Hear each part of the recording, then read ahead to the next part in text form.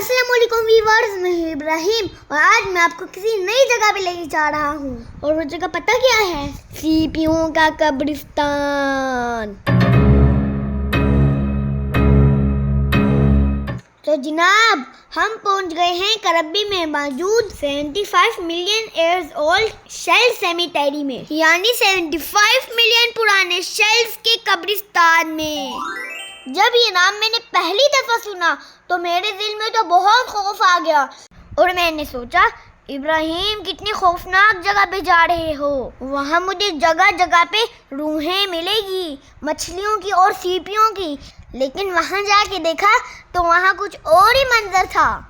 ये समंदर किनारे बना हुआ 75 मिलियन ईयर्स पुराना पार्क था, जहाँ एक बहुत बड़ी तादाद में शेल्स और मछलियों के फॉसिल्स मौजूद थे। और यहाँ मौजूद तमाम शॉप्स में हर चीज सीपियों की बनी हुई थी। देखिए कैसी प्यारी प्यारी चीजें बनाई हुई हैं। ये असली मछली के फॉसिल्स हैं, जिनके होंठों पर कलर करके और गूगल आइज लगाकर उन्हें डेकोरेशन पीस की शक्ल दी हुई है। अहमद ने जैसे ही इसको हाथ लगाया तो अहमद के हाथों के अंदर इसकी कांटे चुभ गए। ये अभी इतने खतरनाक है, तो जब ये जिंदा थी तब इसका क्या हाल था। यहाँ अगर लड़कियों के लिए नेकलेस, इयररिंग्स और ब्रेसलेट थी, तो लड़कों के लिए की चेन्स बनाई हुई थी।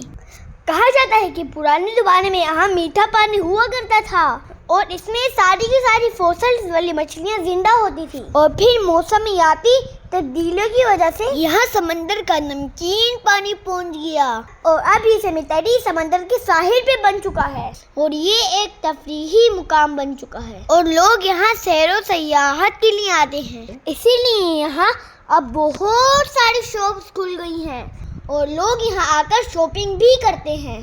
यहाँ एक चीज़ ने मुझे बहुत इंस्पायर किया। पता है वो क्या थी?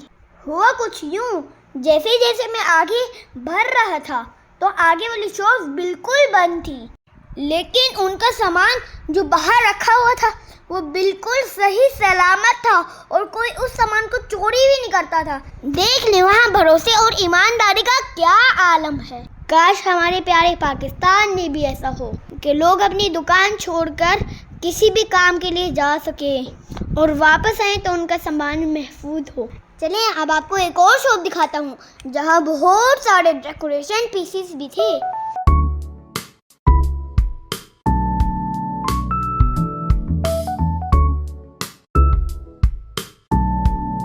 यहाँ शॉप पे घूमते घूमते मैंने इतनी बड़ी सीपी देखी कि अंदर में बैठ भी जाऊँ वो आसानी से भी बंद हो जाएगी और मुझे अपनी गोद में छुपा लेगी, जैसे मामा हमें अपनी गोद में छुपाती है। अपनी लाइफ में मैंने अब तक जितनी भी सीपियाँ देखी थी वो इस सीपी के मुकाबले कुछ भी नहीं थी और ये उन सब में बहुत बड़ी थी। यहाँ शॉप में और भी बहुत सारे डेकोरेशन पीसेस है जो सीपियों को कलर करके बनाए हुए थे। ये सब देखने के बाद हम औनंग बीच की तरफ रवाना हो गए। औनंग बीच करब्बी का सबसे मशहूर बीच है।